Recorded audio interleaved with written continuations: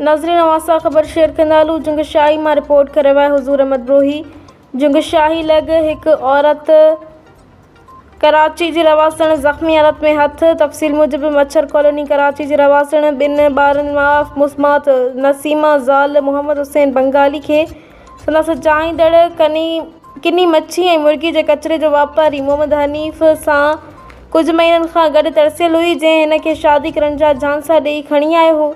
जॾहिं शादी न थी त संदन विच में तल्ख़ कलामी थी पई, जंहिं ते औरत खे कारी मोरी लॻ झंगल में मारकुट करे खस सख़्त ज़ख्मी करे बेहोशी वारी हालत में फिटो करे छॾे फरार थी वियो।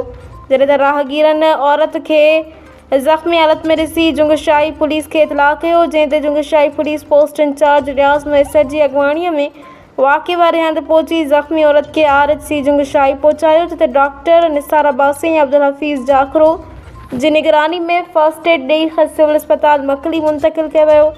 जॾहिं त औरत खे रत जी उल्टियूं थी रहियूं हुयूं। आख़िरी इतलाउनि ताईं औरत जे वारसनि सां को बि राब्तो न थी सघियो आहे।